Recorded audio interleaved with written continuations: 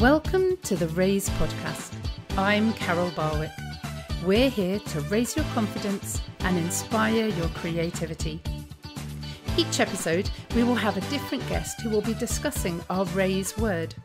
The Raise word is a word that will encourage you or empower you and at times inspire you to explore the word a little more for yourself. Well, hello everybody and welcome to the Raise podcast. I'm Carol Barwick.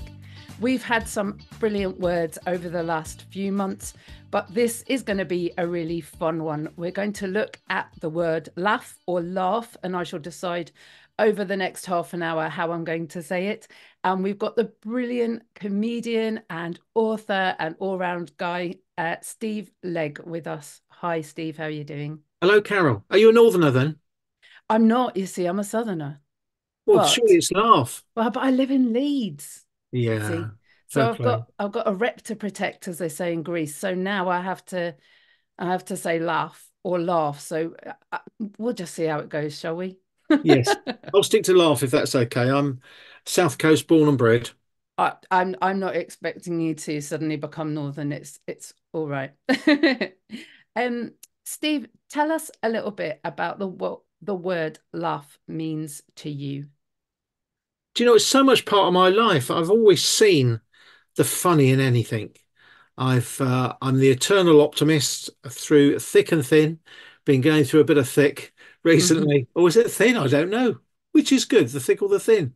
There's a question. Uh, yeah, it just means joy, good news, fun. There's nothing like a good laugh. They It's do true. say laughter's great medicine. Unless you're diabetic, then it's obviously insulin. But it's good. It's so good. I mean, I was roaring with laughter on Sunday over something so stupid I won't even tell you because it sounds ridiculous. And I still laugh when I think about it. Can I say though that a couple of episodes ago our word was ridiculous, so we're all friends here. I think we might need to be told now. Yeah, laughter's great. Love laughter. Laughter's good. Laugh more. Brilliant. And tell us a little bit about how laughing has kind of just helped you over particularly the last few years, Steve. Yeah, the last few years, I mean, what a story. I mean, you look at me and you think young, fit, good looking fella, nothing wrong Of with course. him. And stop laughing. Um, I got mid 50s and then I suddenly started to fall to bits. Really, my wife noticed a tiny little mark on the underside of my right foot. Yeah. She was coming out of the bathroom. My big feet stuck out the end of the duvet. She said, "What's that on your foot?" Thinking I'd trodden in something. And I said, "Oh, I'm sure it's nothing. Didn't hurt. Didn't even notice it. Never look at the underside of my feet." This tiny little black mark. I thought I'd overwalked the dog and it was a little blood blister or something. And she nagged a little bit. And then I realised because it was in the middle of COVID, I didn't have to go to see the doctor because I hate going to the doc. I realised I could take a photo. So I took a photo, sent it into the GP. She said, "Come on in, let's have a look at it." I went in. She said, "I'll refer you to a dermatologist," which she did. I went over to see this fella. He said, "Oh, I'm not sure." He says, "A little bit unusual. You'll need to come back for a biopsy." And I said to him, "You're kidding, doc." I said, "I'm a busy man. Can you not do it now?" Mm. And for my cheek, he did it then and there. Wow. And he warned me. He said, "This is really going to hurt. You're going to have an injection into the underside of your foot. And it's one of the most painful places to have an injection just to numb it so we can do a biopsy." And I got a pretty high pain threshold. And he was fiddling around. And I said to him, I said, "That's incredible. I can't feel a thing." And he said, "Well, I've not done it yet." And then and then he stuck this needle into my foot, flipping at Carol. I almost kicked him in the head. Uh, It was so painful. But 2 weeks later, he phoned me and he said, "We got the results of the biopsy. You've got a bit of cancer, bit of skin cancer." And the story unfolded that I had this really rare type of skin cancer called acral litiginous melanoma that not many people get anyway, and hardly any white people get. It was nothing to do with the sun, nothing to do with sunbathing.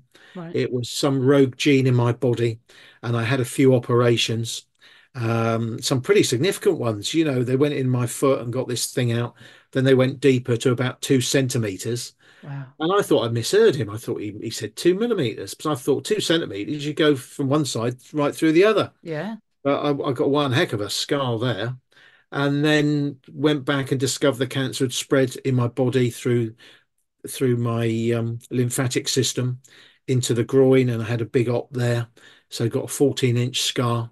Went to the Marsden last January, and I got on so well with this professor who was doing the op. He only does it twice a year. I said when I heard it was going to be a 14-inch scar, I asked him to make it really jagged so I'd have a shark story to tell.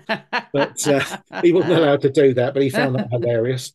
Um, and then last April 23, went to see my cancer doc, the oncologist.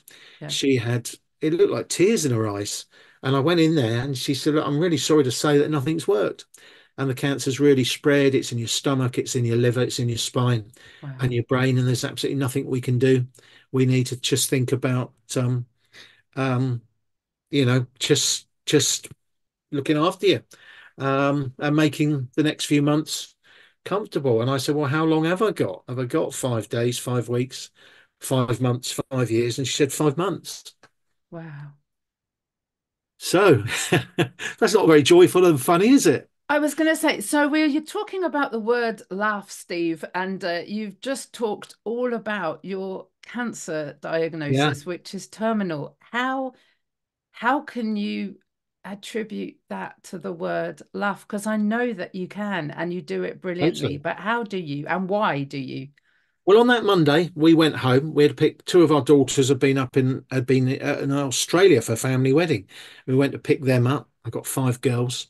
Yeah, And I thought we need to tell the girls, we need to tell my parents. My parents are still very sprightly, mid 80s. I lost my little brother to cancer a couple of years ago, a brain tumor. I right. thought, how on earth are we going to tell them? And those 4 days were horrendous, Monday to Thursday. I cried non-stop. I couldn't eat anything. Probably lost about 4 or 5 pounds. You can see my cheekbones. So every cloud has a silver lining. But I was really aware that weekend, Thursday, Friday, Saturday, and Sunday, I had four gigs because I do comedy and magic, Yeah, um, which I've done now for 36 years. And I often do it. And I love working in churches because I'm a Christian as well. My faith is really important to me, and it's good news. And I thought, how am I going to do these gigs when I just can't stop crying because I'm going to be dead in 150 days? And then I had a good talking to myself, and I just went and did these gigs.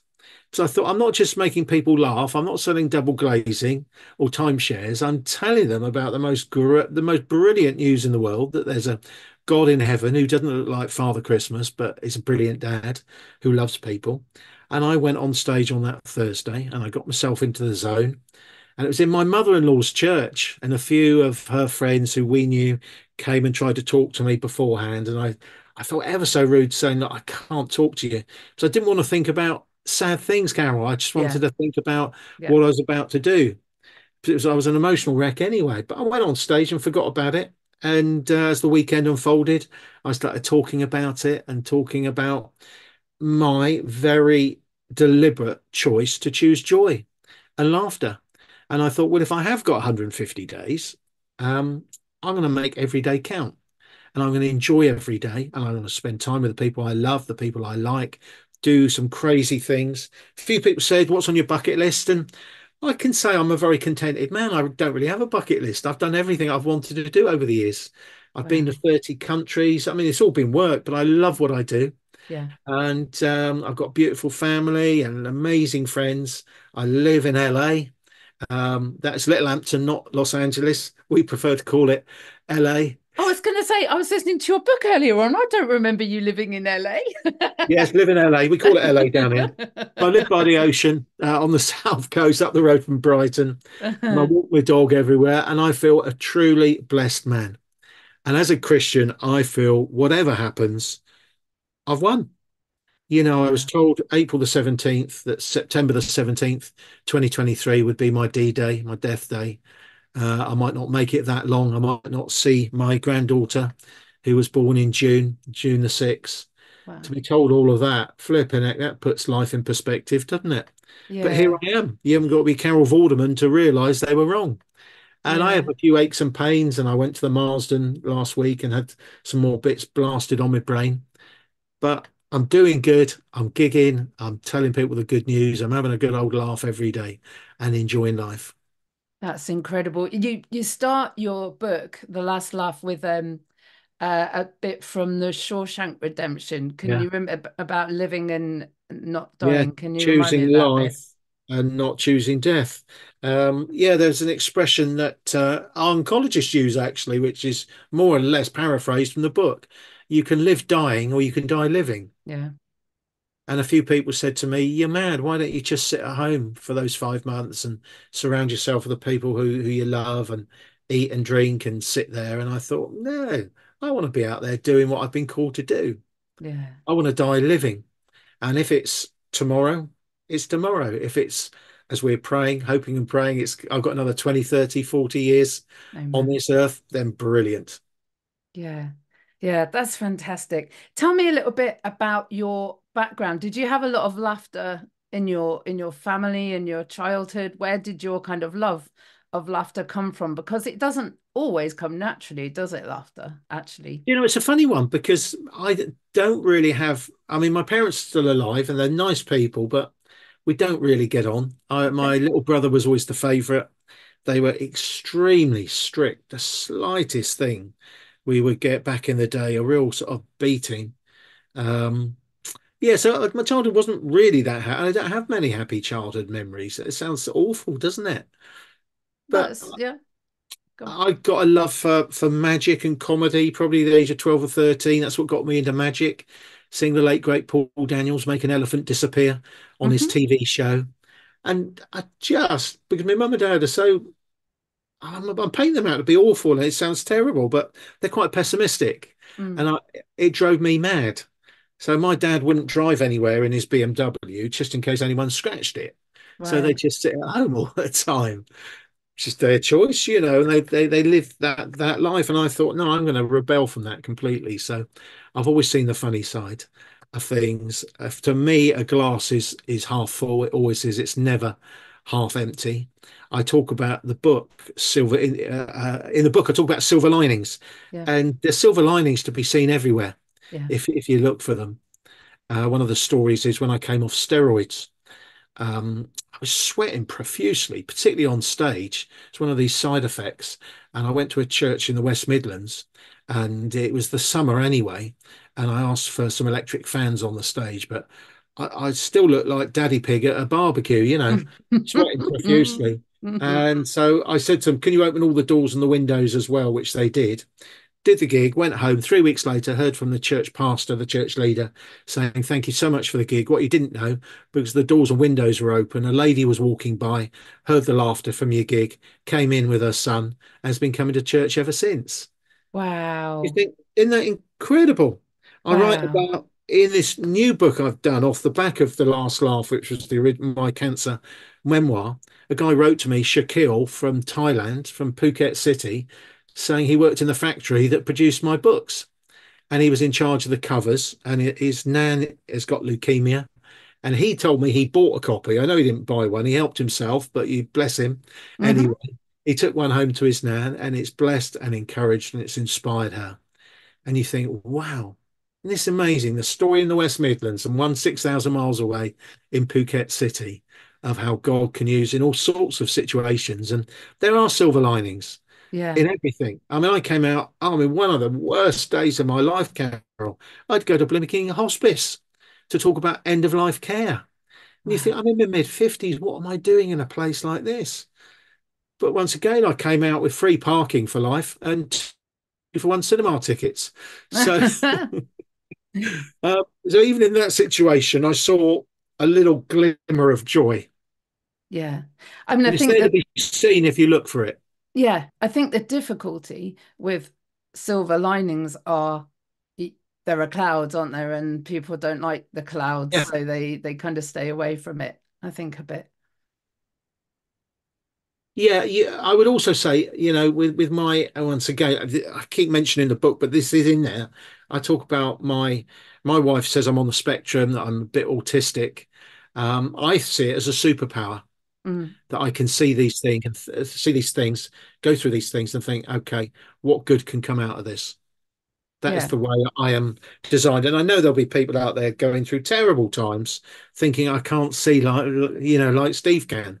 And that is just so normal. I'm a bit abnormal, but you're asking all about my story, my adventure, and just want to be really honest with you. Yeah, absolutely. And I think everybody does deal with it differently. So some people will want to hide, and some people will want to tell everybody in different ways, and some people will want to find the humor in it. And I think humor is such a universal language that actually someone like you being able to find the humor in it is very important, because a lot of people are able to listen to you. You're on a lot of platforms. Yeah, God's put you on a lot of platforms. And so being able to have access to people like you and stories like you have are the hope that people are going to find, and the reason why that guy found the book in Phuket and the lady walked past. I'm dying to say something about you having fans on stage, but I can't make it funny and I can't do it in front of a comedian. So I'll let you have that one and you can sort it out later. you're very kind. um, I I loved the reality in the book, the way that you just talk so much about watching the chase and just the normalness of life that you have. But actually God has put across your path some really amazing people and opportunities. How do you think that is now working in terms of where you're at? Have you got a wider scope to witness to, do you think? I just think I've met some amazing people. Would I rather not have gone through all this? Yeah, probably. Yeah. But along the way, I've met some amazing consultants, some incredible doctors, the ladies who make the sandwiches over at the Macmillan Centre over at Brighton Hospital. I'm a creature of habit, and I do like an egg mayo sandwich on brown. And when I've been over there, this wonderful little place where you can go for a coffee and it's lovely while you're waiting. Because the thing that drives me mad is waiting 2 hours every time to see a consultant, as I someone who's bet. always early for everything. And that, Yeah. to me, is the biggest stress about having cancer hanging around. But I've gone over and become friends with these ladies who make the sandwiches. And we all had a bit of a cry really last time because I was raving about their egg mayo sandwiches that they'd made for me, and they were so amazed that someone had gone in to say thank you, and I said they're really special, and they said, well, what do you mean? And I said, well, you make these sandwiches with love. And then I got all emotional. They got emotional. It was just a beautiful moment. So I've met some incredible people, professors, consultants, cleaners. I chat to anyone, Yeah. you know, Yeah.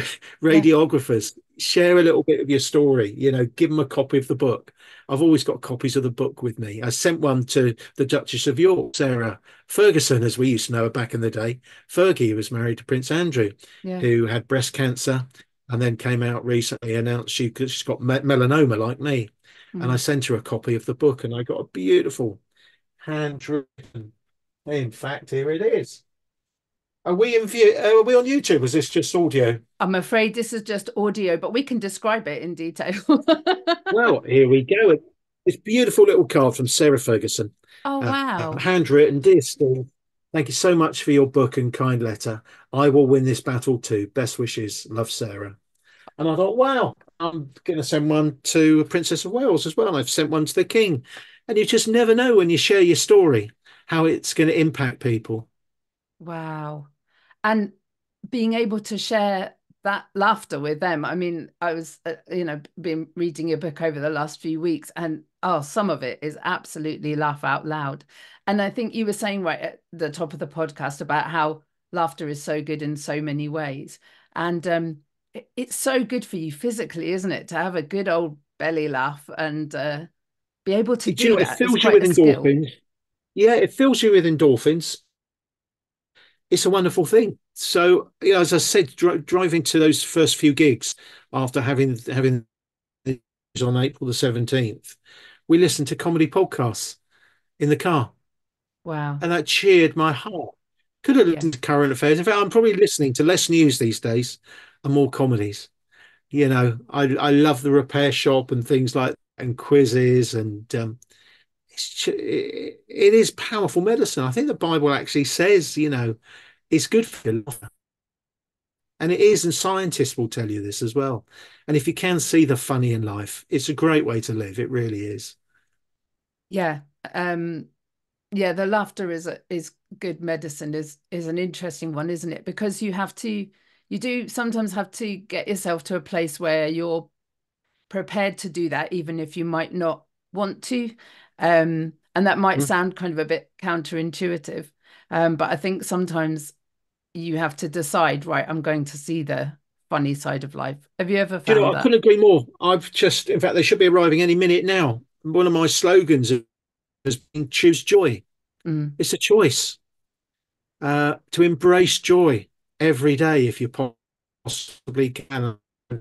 Some hoodies done that says choose joy on them. And I mm. think what a powerful message. Yeah, absolutely. My word for this year is create joy. And that's what I've decided I need Oh, to love do. it. Yeah, try and If you try need and any hoodies, come to me. uh, I will. Definitely.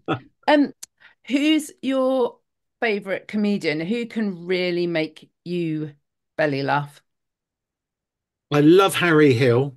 Yeah, He's a little bit niche because I don't know if it's a male female thing. My wife doesn't find him funny at all. It's very daft. It's inoffensive. Love Peter Kay, yeah. Michael McIntyre. They make me laugh out loud. You haven't got to be rude to be funny. People come to see my act, and I remember I was in a very rough, tough working men's club once, and all these blokes were telling me how great Roy Chubby Brown was. And he is, and they've been to see him the week before, and they said, "We hope you're good." And then you're under all this pressure, and I'm so squeaky clean. And these guys, they laughed like drains all night. And they Hmm. came out at the end and said, "Just thank you so much. You weren't rude. You didn't swear. You weren't horrible to anyone. You didn't pick it. Well, I do pick on people in a fun way, and we get Oh people yeah, involved in the show. yeah, And just refreshing it is. And you look at people. My friend Tim Vine, you yeah, know, who just does puns, and Milton Jones. Both of those guys are yeah. Christians. You don't have to be rude to be funny. I like Jack D very much. He's very different from the others. He just makes me laugh because he's so deadpan. Yeah. So guys like that, daft, inoffensive. Used to love Laurel and Hardy. Grew up Cannon and Ball were my heroes. And then Bobby became a Christian in Yeah. '84, and Tommy became a Christian in 1992. And they'd heard of me, and they were embarking on a gospel show tour. And they said, "Would you come and be part of that?" Oh, And that tour wow. hit the UK in 1995. We did, I think, about 50 or 60 nights, filling out, theatres, probably 1,000 people a night. I think 60, 70,000 people came to see the Cannonball Gospel Show that featured me in it, in some of my stuff. And that was just amazing. These people have been my comedy heroes who then became my friends. Wow. And did you do magic or was that the escapology? What were you doing at the time? Well, back in the day, I used to do escapology. Mm, So handcuffs, ropes. I would do an upside down straitjacket escape every night in the theatre. wow. I love that you do. I love the way You you think I'm just, winding you up here, Carol, don't you? I can see I by your love that you face. just say it so off the cuff. I just hang upside down every night. Just in a straitjacket, getting out of a straitjacket in record time. Yeah, we do these things. Wow. Yeah, the mind boggles. It really does. The reason I started the podcast was Alex Horn and his Horn Section podcast. Oh, I great. absolutely love that and the way that he interviewed guests through song and everything was just improvised. It's the reason why I do an improvised poem at the end of every episode that we do now. But they're Well, just that's a gift. hilarious. That's a real skill. I Well, I love love it. him on Taskmaster. Taskmaster is one of my favourite shows. It's brilliant. Yeah, absolutely. And I think on the whole, you have to be careful sometimes, but on the whole, that's good family fun, isn't it? Particularly the ones that are on at 6 o'clock on E4 or something that haven't got any of the swearing in them. Yeah, do you know, I They're only really just good. realised that recently. We had a friend come over who she's in her 20s, but she's done like swearing. And she said, "Did you know that a clean, family friendly one? It's just brilliant." So I'm a huge fan of Taskmaster. So yeah, I love it, particularly the clean version. It's brilliant to have a laugh or a laugh with Steve Legg, isn't it?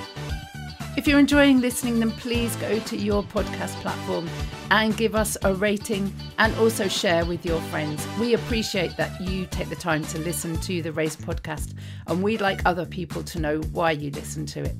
Also go on our website, www.raiseforall.com, to find out all the other things that we do. Back to the episode.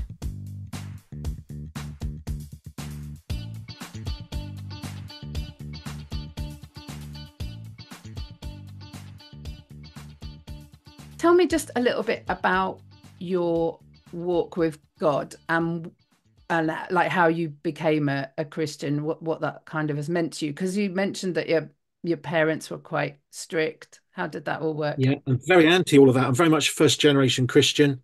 Didn't go to church growing up. 12 or 13, I was at secondary school in Bournemouth, and I saw a poster for the Boys Brigade, a new company that was opening literally 5 minutes walk from my house. And I didn't know much about the Boys Brigade, or the BB as it's shortened to, except that it was like the Scouts, but it was church based. So you had to go to church on Sunday. So I went along on a Friday night. I had to go to church on Sunday. Church was so boring that I went to. I felt sorry for God having to be there. You know what I mean? Omnipresence has its drawbacks, Carol, doesn't it? But we went along and put up with it because it meant we could play on a Saturday, and there was a girls' brigade and all this sort of stuff.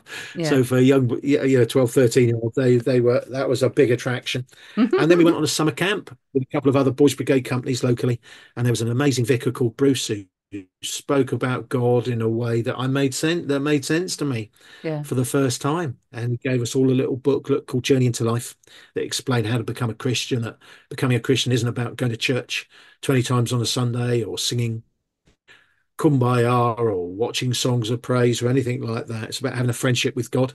And I thought, well, I'm going to do something about this when I get home. And I read the booklet, it must have been 20, 30 times. Got home, dumped the suitcase in the kitchen, ran up to my bedroom, got on my knees, prayed the prayer in the back saying, God, if you're there, come in and change me. I want to follow you forever. I'm really sorry for all those things I've done, said and thought that were wrong. I believe in you. I want to live for you. And that was it. There was no lights from heaven. No, I didn't feel anything, and I didn't burst into tears. It's just, I kind of knew from that moment on that I was a Christian. And life has never been the same, really. I left school at 16, worked for Barclays Bank for 5 years, felt I should go full time telling people about my faith. So from the age of 21, I've been on the road, started using escapology as a visual gimmick, I guess. These days I do comedy and magic, and that works well. And it's taken me to 30 countries, written 20 books. And it's an absolute blast. And it's good news, Carol. Good news is for sharing. Absolutely. Whether we feel like it or not, we come back to, choosing joy and laughter as a deliberate choice.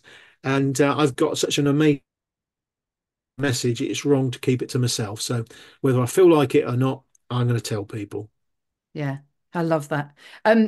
Has there been a time throughout this last few years where you've just had to laugh, where it's really made you laugh, maybe kind of sideswiped you slightly, but really made you giggle? Oh, frequently.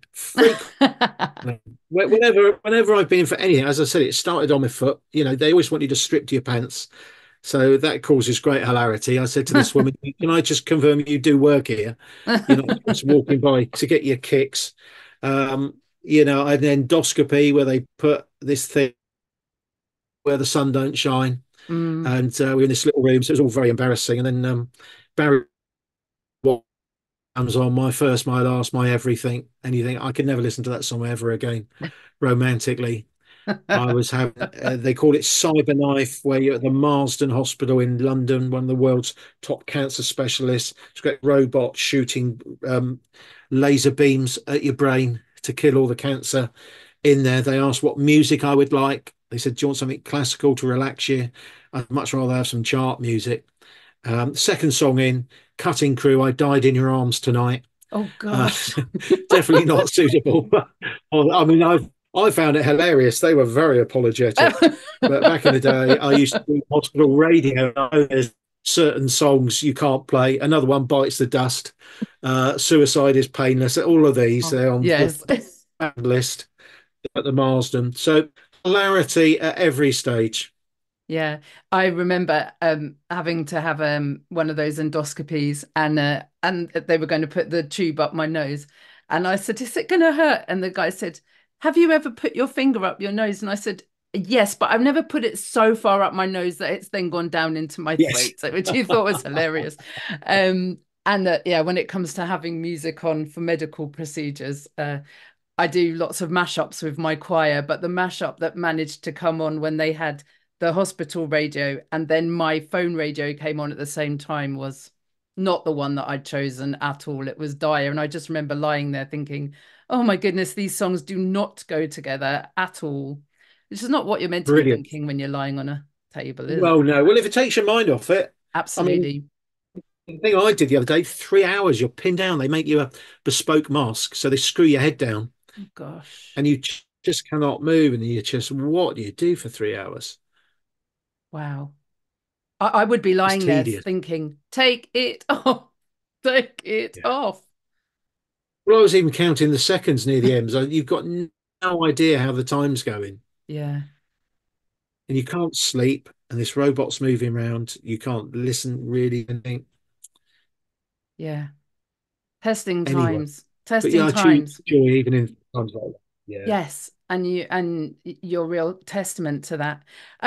We're nearly at the end of our interview. Got two things that I'd like to do. One is we always have a little challenge for the listener. So I think the challenge for today is where can you find the laughter in a difficult situation? So is there a situation you're going through where you're thinking, this is really hopeless, and can you find some laughter in it? Can you purchase a copy of Steve's book and get some hope from that? Or can you decide to put on a sitcom that you know that you love, even though you don't feel like laughing, and trust that it will do its work? Steve, have you got anything to add to that? Just that really. It's a half an hour of escapism, something that makes you laugh. Listen to it on a podcast, download it, go onto Audible. My story is actually there. Yeah, So you can listen to me telling my story. There's so much good fun stuff. If it makes you laugh, get it on, whatever it might be, and have a good old bed half hour. yeah, absolutely. That's good advice. Steve, thank you so much for this time. I'm aware that you've got lots and lots of things that you're needing to do. I'm just going to finish. As I said, when we are talking about the Alex Horn bit, I always do a little bit of an improvised poem. So I'm just going to Ray, I can't finish wait. with that, and then we'll finish. So just give me a couple of seconds.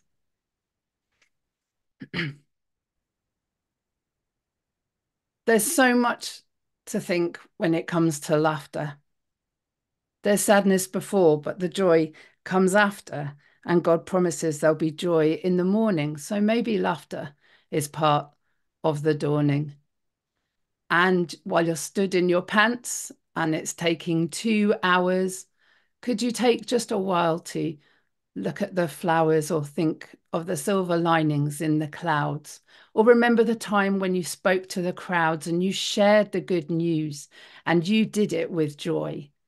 And people questioned just who is that boy and that man, and how can he do those things when we know that he seems to have such a long, long way to go.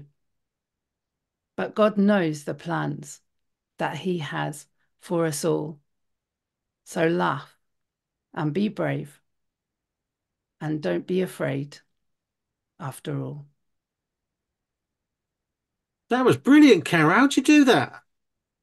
That is a God thing. You'll have to ask God that one.